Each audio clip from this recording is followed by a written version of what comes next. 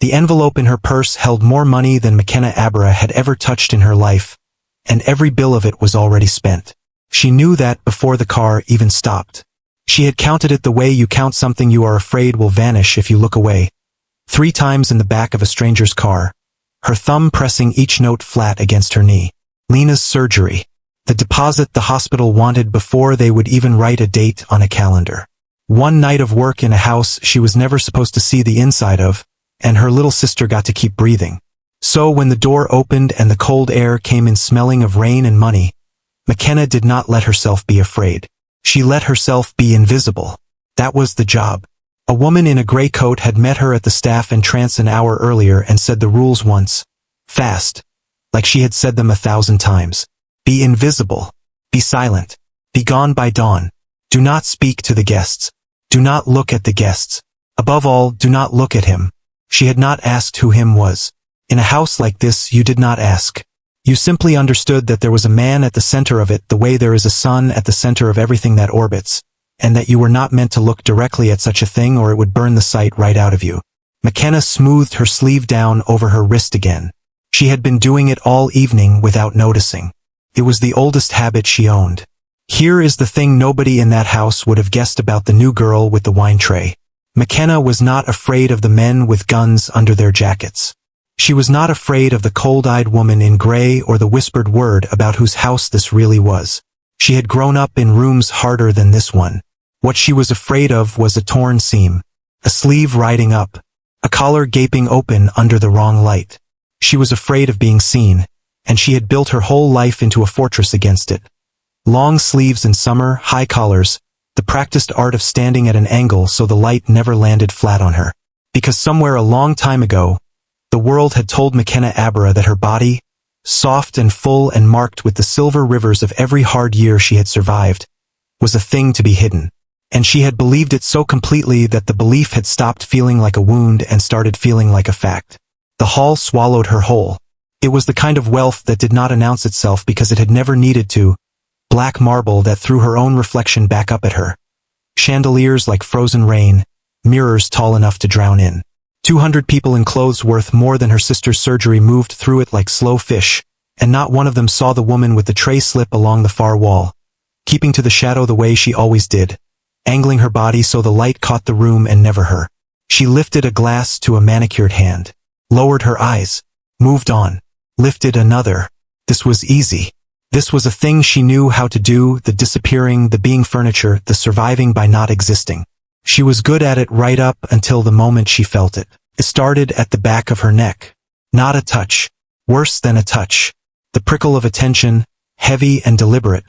The feeling of a weight settling on her skin from somewhere across the vast room. McKenna had spent her whole life making sure no one looked at her, and she had grown a sixth sense for the exact moment someone did. Her body knew before her mind did. Her pulse climbed into her throat and sat there, thudding. She did not look up. That was the rule. Do not look at him. When she finally broke the rule, it was not on purpose. Her eyes simply rose the way water finds the lowest point, pulled. He was standing above her on the landing, one hand on the brass rail, and he was looking at her the way she had spent her entire life praying no one ever would. Daniel Seo did not look away when she caught him. That was the first thing that broke something loose in her chest. Men who got caught staring looked away, fumbled, pretended. He did not. He held her eyes across the whole crowded burning length of that hall as if there were no one else in it, as if she were not a woman with a tray but the only fact in the room worth knowing, and the stillness of him was more frightening than any shout. She looked down fast. Her hands were shaking. Stop it, she told herself. He is not looking at you. Men like that do not look at women like you. You imagined it. She lifted the tray and moved deeper into the crowd, putting bodies between them, and told herself the cold thrill running down her spine was fear. She found an excuse to leave the floor. There were always glasses to fetch, and the cellar was cold and dark and empty, and she stood with her back against the brick and pressed her hand flat to her chest as if she could push her own heart back down where it belonged. It was nothing. She told herself it firmly, the way you tell a child a thing you do not believe. A man like that, in a house like this, did not look at the serving girl. He had a room full of women carved out of glass and gold, Women who had never once in their lives tugged a sleeve down over a scar. She was the help. She was meant to be invisible, and the most dangerous thing she could do tonight was forget it for even a second. She fixed her collar. She squared the tray. She went back up. Up on the landing, Daniel Seo had not moved. Jean Cho, who had stood at this man's right hand through 3 wars and had seen him order terrible things in a voice softer than a prayer, came to his shoulder and followed his gaze down into the crowd and found nothing there worth that kind of stillness. A serving woman. Black uniform. A tray. The new one, Daniel said. He did not point. He never pointed. Who hired her? Catering brought her. One night only. Jean watched the side of his boss's face and did not like what he saw there because he had never seen it before, and in their world a thing you have never seen before is usually a thing about to get someone killed. She is nobody. Should I have her removed? Daniel did not answer for a long moment. His eyes tracked her across the floor, and when he finally spoke his voice had dropped to something Jean had to lean in to catch. No, Daniel said. Make sure no one touches her. For an hour she managed it. She worked the far edges of the room. She kept her sleeves down and her chin low, and every time that terrible warm weight found the back of her neck she moved. She turned. She put a pillar or a cluster of bodies between herself and the landing. It became a strange and silent dance, the most powerful man in the room watching, and the woman who refused to be watched slipping always just out of his line of sight. And the thing that frightened her most was not the watching. It was that some traitor part of her, some small starving thing she had buried years ago under all those long sleeves, did not want to slip away. It wanted to stand still in the center of that burning room and let herself, for one single night, be looked at. She crushed the thought. But her heart, when she checked it, was running at something close to 110 beats a minute, and she was only carrying a tray. And then he started down the stairs. She felt the room change before she understood why. The crowd did not stop talking. Exactly. But it bent, the way a field of grass bends when something moves through it, conversations leaning aside to let him pass. He came down the grand staircase without hurry, one hand on the rail, and every step closed the distance between the safe invisible life she had walked in with and whatever was about to happen to her. And McKenna stood frozen in the middle of the floor with a tray she had completely forgotten she was holding. And if your chest is tight right now, if you need to know what this man does when he reaches her, then do something for me real quick. Tap that subscribe button. I am telling you this story the way it deserves to be told, slow and dangerous, every detail earned. And the only way I know it is landing for you is if you subscribe. That is how this channel keeps bringing you nights like this one. Now stay with me, because McKenna is about to make the first decision that changes everything. He did not come to her. That was the cruel, clever thing of it. He stopped 3 steps short, close enough that she could see the faint scar above his brow and the way the gold light moved in his dark eyes, and he reached past her without a word and lifted a single glass from her tray, as if that was all he had come down for, as if she were furniture after all. But he did not drink it. He held the glass and he held her eyes and he said, in a voice pitched so low it was only for her, "You have been hiding from me all night." It was not a question. The floor did not open up and swallow her, though she begged it to. Her mouth went dry. Every excuse she had built in the cellar collapsed at once. "I do not know what you mean, sir," she said, and her voice came out steadier than she felt, which was its own small miracle. Something moved at the corner of his mouth that was almost, not quite, a smile. "Yes," he said softly. "You do." He set the untouched glass back down on her tray, deliberate, never breaking her gaze. Up close he was not what the whispers had made him. The whispers made a monster. This was worse. This was a quiet, watchful man with eyes that did not slide off her and skitter away the way every other pair of eyes in her life had done. He looked at her like she was a sentence he intended to finish reading. "Walk with me," he said. "I am working, sir. You are working for me." Still that low voice, no threat in it, only certainty. "I am giving you something else to do. Walk with me." And the worst part, the part she would lie awake over for the rest of her life, was how badly she wanted to. She should have said no. She knew every reason. She followed him anyway, out of the burning hall and into a dim-paneled corridor where the noise of the party dropped to a muffled heartbeat behind the walls, and the only light came in small warm pools with cold dark stretching between them. He did not crowd her.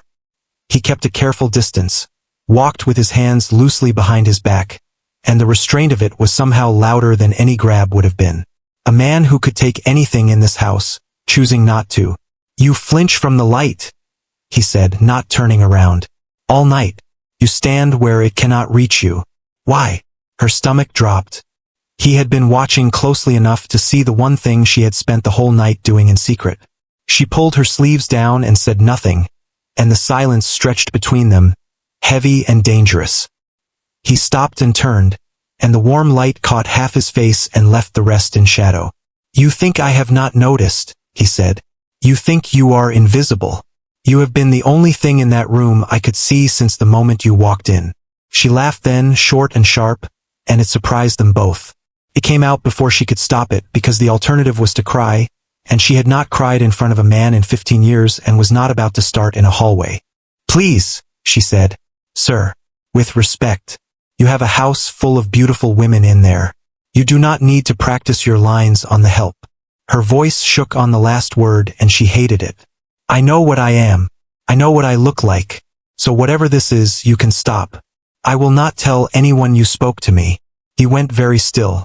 And for the first time all night, something cracked in that perfect control, a flicker of something that looked almost like anger, except it was not aimed at her. You know what you look like, he repeated quietly. Tell me then, what do you look like? Do not. No. Say it. You seem so certain. I want to hear the thing you are so sure I cannot see. Her eyes were burning now. She would not let them spill. I look like a woman men are paid to be polite to, she said, and her voice was raw. I look like the one they do not pick. I have a body the world taught me to apologize for before I was 12 years old, and I have spent every year since making sure no one has to look at it. So no, I do not believe you. I do not believe a single word, because I have heard every version of this and it always ends the same way. The corridor held its breath. So did she. And so, if I am being honest, did I when I first wrote this part, because what he says next is the line that broke me. And if you are still here with me, still holding your breath the way I am, comment and let me know you are still watching. I want to feel you in the room. Drop the emoji that matches your mood right now, whatever it is. Tell me where you are watching from and what time it is where you are, because I love seeing how far the story travels. And if you are on your TV right now, reach over and hit that like button so I know you are there. Okay, back into it, because Daniel just took a step closer, and he is done being patient with the lie she tells about herself. He took one step closer. Not enough to touch. Just enough that she had to lift her chin to keep his eyes. Listen to me, he said, and the quiet of his voice was worse than shouting because she could hear that he meant it. I have spent my whole life around things that were made to be looked at. Beautiful, expensive, polished things. I stopped seeing any of them years ago. And then you walked into my house and tried to disappear into a wall, and I could not look at anything else. Stop. You think your body is something to hide. I have been watching you carry it like an apology all night, and it has been making me lose my mind, because every time the light caught you for half a second before you turned away, I thought it was the most beautiful thing I had seen in 10 years. She shook her head, fast, tears finally breaking loose. You do not mean that. I have never meant anything more. She stepped back from him too fast, because believing him was more dangerous than any threat, and her arm caught the edge of a sconce bracket bolted to the wall. The tray went. Glasses fell and burst across the stone in a bright crash that sounded like the whole night breaking, and she gasped and grabbed for them on instinct, and the metal bracket dragged hard down the length of her sleeve. The fabric did not just tear. It opened from wrist to elbow, peeling back like a curtain pulled in one motion, and there in the warm pooled light, fully and finally exposed, was the soft umber-brown skin of her inner forearm and the silver rivers crossing it. The marks she had covered all night. The marks she had covered her whole life. She froze. Her hand flew to cover it too late, and she watched his eyes drop to her bare arm, and she braced, every muscle, for the flinch. It did not come. He did not flinch. He did not look away or look politely past it the way people did when they wanted you to know they were being kind. He looked at it, at the silver lines crossing her skin, and his whole face changed, the control falling off it like a mask, and what was underneath was not pity and it was not disgust. It was wonder. Do not, she whispered, trying to pull the torn fabric back over her arm with shaking fingers. Please do not look at me like that. Like what? His voice had gone rough. Like I am something. I am not something. Those are just from my body, from the years. They are ugly. Everyone says they are ugly. I have heard it my whole life. Do not pretend you do not see how ugly. And Daniel Seo reached out, slowly, giving her every chance to pull away, and instead of covering her arm he gently moved her own hand aside, and he looked at the marks she hated more than anything in the world like a man looking at something holy. His thumb moved once across the silver lines, the lightest possible touch, and she felt it everywhere. In her throat, behind her ribs, in the backs of her knees. No one had ever touched the marks before. She had never let anyone close enough. These, he said quietly, are not ugly. These are proof you survived something. Every one of them is a year you were strong enough to still be here. His thumb moved again, reverent. I have scars I paid for in blood and I wear them like medals. You have carried yours like a crime. Who taught you to do that? She could not speak. Her whole body was shaking now, not from fear, from the unbearable feeling of being seen and not turned away from, the one thing she had wanted and dreaded her entire life happening to her in a dark hallway at the hands of the most dangerous man in the city. I cannot do this, she breathed. Whatever this is, I am leaving at dawn. You will forget me by lunch. Men like you always do. Then give me until dawn, he said. It stopped her heart. She stared at him. You think I will forget you? He went on, still holding her wrist like it was something that might break. So do not ask me to promise you forever. You do not believe in forever. I understand that. Give me the hours you are already here. Let me show you, for one night, what it looks like when someone cannot stop looking at you on purpose. And if at dawn you still want to walk out of that gate and never see me again, I will open it myself. It was the most dangerous offer she had ever been handed, because it was small enough to say yes to. She could not say yes to forever. She did not have forever in her. But one night, until the sun came up, with a man who looked at her scars like treasure. God help her. She wanted it. One night, she whispered. And then I am gone. He took her somewhere quieter. A small room off his study, 2 chairs and a fire and walls of old books, and he draped his own jacket around her shoulders to hide the torn sleeve. Not because the marks shamed him but because the cold did, because he had noticed her shiver. Small thing. It undid her more than the speech had. They talked. That was all. For a long time that was all. He asked about Lena and she told him the surgery, the deposit, the reason she was here at all, and he did not offer to pay it the way a man buys a thing. He just listened with a stillness that made her feel like the only story in the world worth hearing. She asked him nothing about the guns or the whispers. Some part of her did not want to know yet. Some part of her wanted, for these few stolen hours, to pretend he was only a man and she was only a woman and the night could last. And slowly, in the firelight, the wall came down. Not all at once.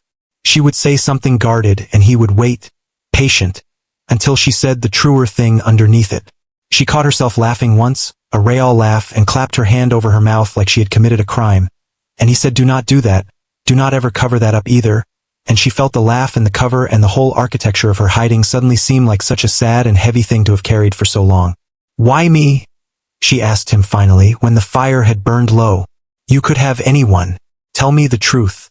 Why the serving girl who tried to vanish into your wallpaper? He leaned forward, forearms on his knees, and looked at her for a long moment before he answered. Because everyone in that room tonight wanted me to see them, he said. You were the only person in my whole life who tried to make sure I did not. And I have never wanted to see anyone more. He stood and he crossed the small space between their chairs, and he knelt in front of her so that for once she was the one being looked up at, and he lifted one hand and cupped the side of her face as if it were made of something that could shatter. She should have pulled back. She had said one night and meant it as a wall, a limit, a thing with an end. But his thumb traced the line of her cheek and her eyes fell shut on their own and her breath caught somewhere it could not get past. And she felt the warmth of him a single inch from her mouth, felt his breath mix with hers, and the entire careful fortress of her life went quiet for the first time in 20 years. Tell me to stop, he murmured against her lips. And I stop. She did not tell him to stop. She closed the last inch herself. It was not the kiss of a powerful man taking a thing he wanted. It was slower than that and more careful, like he was afraid she might still bolt, like he had wanted this for 100 years and could not quite believe it was happening. His hand slid to the small of her back and pressed her closer, and she felt, for the first time in her life, her whole soft marked body held by someone who was not pretending to overlook it but pulling it nearer. When they broke apart she was crying again, and laughing at the same time, which she had not known a person could do. "I do not know how to want something I am sure I am going to lose," she whispered.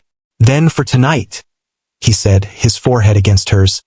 "Do not be sure of anything except that I see you, all of you, and I am not looking away." The hours did something strange after that. They stretched and softened. They went out onto a high terrace over the sleeping city, and he stood behind her with his arms around her and his chin on her hair, and she let herself lean back into a man's chest for the first time in longer than she could remember, and she did not tug a single sleeve. "It is almost dawn," she said quietly, watching the black sky thin to gray at its edge. "I know. You said you would open the gate. I will." His arms tightened, just slightly, betraying him. "I keep my word, even the ones I hate keeping." And for one impossible moment, leaning in the warm circle of his arms with the city going pale below them, McKenna Abra let herself believe. Not in forever. She still did not have forever in her. But in this, in him, in the wild, terrifying idea that maybe the thing she had hidden her whole life was the exact thing that had finally made someone refuse to look away. That was her mistake. Believing it, because that was the moment the gate alarm began to scream. It was not a sound she had ever heard, but her body understood it before her mind did, the way her body always knew the dangerous things first. A hard electronic shriek splitting the gray morning, lights snapping on across the grounds, and beneath it, rising, the sound of running feet inside the house. Daniel changed in an instant. The man who had knelt at her feet and called her scars holy was gone, and in his place stood something colder and older, every muscle gone to stone. His head turning toward the sound like a wolf catching a scent. "It is Han," Jean said, breathless. "Markus Han. He came through the front gate with 20 men, and he is not here for the territory." His eyes cut to McKenna, just once, and the look in them turned her blood to ice. "Boss, he knows. He knows about her." Someone in the house talked. "He is not asking for money or ground." "Then what is he asking for?" Daniel said very quietly. Jin's jaw worked. He did not want to say it. "Her," Jean said. "He is asking for her. He says he knows who she really is. He says she is the one thing you finally care about, and he came to take her because taking her is the only way left to break you." McKenna felt the floor of the whole night drop out from under her. He knows who she really is, because here was the thing she had not told Daniel by the fire. The thing she had buried under the talk of Lena and the surgery and the deposit. She had not come to this house by accident. The catering job had been too easy to get, the money too good, the rules too convenient. Someone had put her here. Someone had wanted her inside these walls on this exact night, and she had been too desperate and too tired of hiding to ask why. She looked at Daniel, and she watched him watch the same terrible understanding arrive on her face. And she saw the exact moment he realized that the woman he had spent all night learning to see was carrying a secret big enough to burn his whole world down. "McKenna," he said slowly, "what is he talking about?" And she opened her mouth to tell him, 20 years of hiding cracking open at last, when the lights cut out across the entire estate and the first gunshot tore through the gray morning air. 1 second she was about to tell him the truth. The next, the world went black and loud. Daniel had her on the ground and his body over hers before she even understood the sound, shielding her with the whole weight of him, and in the ringing dark she could hear Jean shouting and feet pounding and Marcus Hahn's men coming through the house room by room, calling out one name as they came. Her name.